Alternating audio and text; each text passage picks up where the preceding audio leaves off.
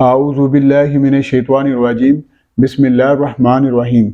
आज हम आपको बताएंगे कि एलडीए से अपने घर को ट्रांसफ़र करवाने के लिए किन किन पेपर्स की ज़रूरत पड़ती है। ये आप पहले देख लें कि आपको तकरीबन 19 किस्म की चीज़ों की ज़रूरत पड़ेगी, जो कि मैं आपको तफसील से बताऊंगा, एक एक चीज़ आपको बताऊंगा, ताकि आप किसी वक्त भी अपना घर बेचना चाहें या ख़रीदना चाहें तो आपको पता हो कि ये पेपर लगेंगे और ये फ़ीसें लगेंगी और ये कहाँ पे जमा करवाने हैं। तो ये आपके लिए बहुत आसानी होगी इसमें। तो सबसे पहले आपको एलडी के लिए एक एप्लीकेशन बनानी पड़ेगी, प्रिंटेड एप्लीकेशन होगी, उसके बाद ट्रांसफ़र लेटर की कॉपी होगी, फिर उसके बाद तीसरे नंबर पे कंप्लीशन सर्टिफिकेट की कॉपी होगी। कंप्लीशन सर्टिफिकेट 2 पेपर होते हैं छोटे साइज़ के, दोनों की कॉपी आपने लगानी है। फिर उसके बाद एलडीए का एनओसी की कॉपी, एक्साइज के एनओसी की कॉपी भी आपने साथ रखनी है, उसकी एक रसीद जमाशुदा जो आपने ली है, जो पेमेंट जमा करवाई थी, वो रसीद भी साथ रखनी है और असल एनओसी इसका लगाना है एक्साइज वालों का। फिर वासा का पानी का बिल जो है जमाशुदा रसीद वो देनी है अपने साथ। फिर उसके बाद एप्लीकेशन बुकिंग फॉर्म होता है एक, वो एफबीआर वालों का फॉर्म होता है, एप्लीकेशन बुकिंग फॉर्म सेलर और परचेज़र का, ये दोनों आपको एलडी के वन विंडो से मिलेगा। उसमें एक तफसील होती है कि ये प्रॉपर्टी जो आप ख़रीद रहे हैं उसके लिए जो रकम है वो कहाँ से अरेंज की है और आपका बिज़नेस क्या है और आपकी आमदन कितनी है, ये तफसील आपने देनी होती है सेलर और परचेज़र दोनों ने। उसके बाद एक 7E फॉर्म होता है, ये सेलर का फॉर्म है, ये एफबीआर से मिलेगा। जो टैक्स पेयर सेलर है वो एफबीआर से लेके आएगा फॉर्म 7E। ये है प्रॉपर्टी सर्टिफिकेट वेरिफिकेशन फॉर्म है, ये आप एफबीआर से लेंगे।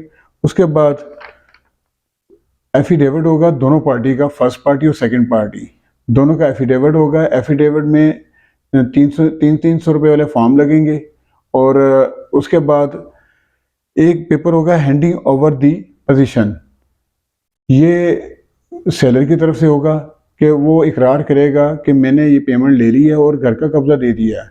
एक फॉर्म होगा टेकिंग ओवर दी पोजीशन, ये परचेज़र की तरफ से होगा। परचेज़र इसमें इकरार करेगा कि जनाब मैंने पेमेंट दे दी है और घर का कब्जा ले लिया है। हालांकि इन दोनों पेपर्स की इसमें ज़रूरत नहीं होती, लेकिन एलडीए की एक रिक्वायरमेंट है, क्योंकि अभी तो आप लोगों ने बयाना दिया होता है, उसके बाद ये आपने पेमेंट लेनी भी है बकाया और कब्जा भी देना है, लेकिन ये एलडीए की एक रिक्वायरमेंट है, ये जमा करवाने पड़ते हैं पेपर। उसके बाद शनाख्ती कार्ड की दोनों पार्टीज़ की कॉपीज़ होंगी और दोनों पार्टीज़ की बिलू ग्राउंड के साथ तस्वीर दो होंगी। उसके बाद एक स्पेसिमेन सिग्नेचर पेपर होगा, वो सेलर का और परचेज़र का दोनों का अलग अलग होगा। एक तरफ 3 थंब होंगे और एक तरफ 3 सिग्नेचर होंगे। ये 3 थंब और 3 सिग्नेचर सेलर ने भी लगाने हैं और परचेज़र ने भी लगाने हैं। उसके बाद स्टैम्प ड्यूटी जमा होगी और टीएमए फीस जमा होगी इसमें। फिर उसके बाद एफबीआर की फ़ीस जमा होगी।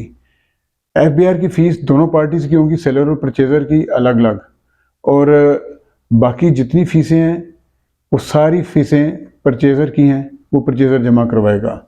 एक फ़ीस होगी एलडीए की, जब ये आप फाइल लेके जाएंगे, जो सेट बना के लेके जाएंगे और वो आप एलडीए के ऑफिस में जाएंगे, तो ये सेट जब आपका एक्सेप्ट हो जाएगा उसके बाद एलडीए वाले एक आपको चालान देंगे, वो 1% आपके जो डीसी वैल्यू बनी है उसके मुताबिक 1% फ़ीस वहाँ पे आप जमा करवाएंगे, ट्रांसफ़र फ़ीस एलडीए, ये भी परचेज़र जमा करवाएगा। और ये मुकम्मल पेपर जो आपके हैं मैंने बता दिए आपको, और इसको सबको अटेस्टेड करवाना होगा। अटेस्टेड करवा के फिर एलडी के ऑफिस परचेज सेलर लेके जाएगा और सेलर असल फ़ाइल साथ लेके जाएगा। असल फ़ाइल इसलिए कि वहाँ पे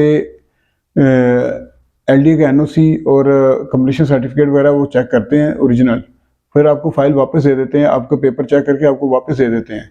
लेकिन वो देखते हैं कि इनके पास असल मौजूद है पेपर्स, तो वो आप वहाँ पे चेक करवाएंगे। उसके बाद वो आपसे साइन वगैरह ले लेंगे, जी हाँ जी आप एलडीए में आए हैं और आपने अपने पेपर्स जो हैं, जो अभी मैंने आपको तफसील बताई है, वो आपने वहाँ पे जमा करवा दिए हैं।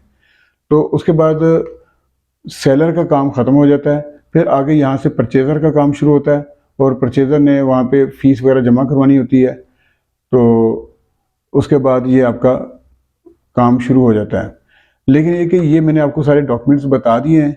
अब डॉक्यूमेंट्स आप जब तैयार कर लेंगे तो उसके बाद आपको कोई मुश्किल नहीं पेश आएगी, किसी किस्म का कोई प्रॉब्लम नहीं आएगा।